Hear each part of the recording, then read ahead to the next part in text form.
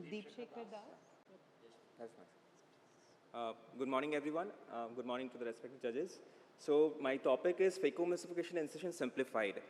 So in the modern era, as we all know that I don't have any financial disclosures. So in the modern era, phacoemulsification is the most common cataract surgery that is routinely performed. However, in the present scenario, even still till date, residents and amateur surgeons have doubts regarding how to tackle astigmatism and surgical wound construction for phacoemulsification. So herein, in a video, I have demonstrated roughly 4 basic principles which a surgeon can follow.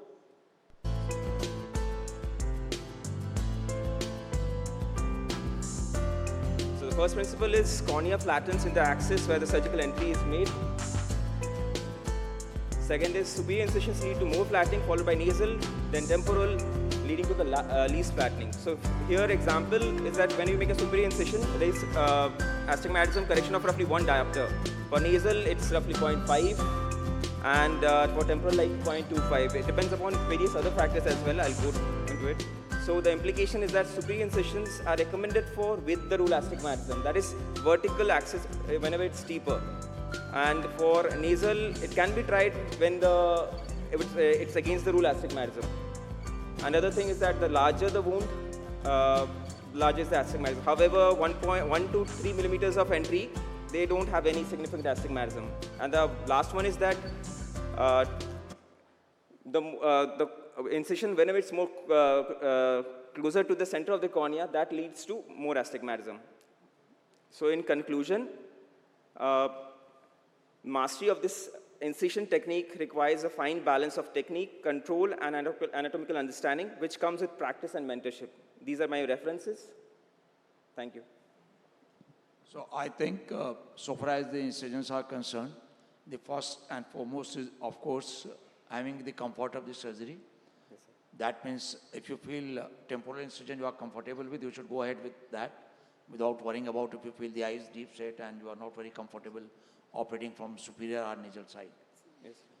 Secondly, I think I had a thesis topic on LRI and opposite clear corneal incision. Yes, sir. So this now with the modern toric IOL, Yeah. so they give excellent results.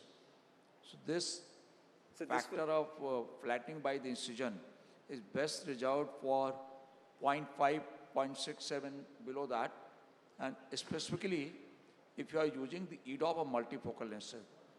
This small amount of astigmatism also gives good. Yeah. Good pseudo Yeah. So if there is you are using the EDOP lenses, then EDOP lenses are providing good depth over there. So you don't actually, and because EDOP lenses reduce the contrast and astigmatism also reduces the contrast, you don't want 2 factors reducing the contrast. So in those cases, this technique will be very, very helpful when it is less than 0.7, 0.5, and you give a steep incision. If it comes down, you don't have to worry about whether it's a nasal superior temporal. Just mark the exact axis, whatever you are getting on a keratometry or IOL master.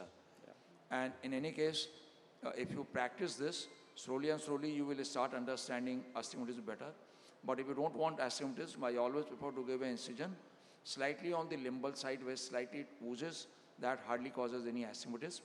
Because only thing, if you go further posterior, there is chances of conjunctival chemosis.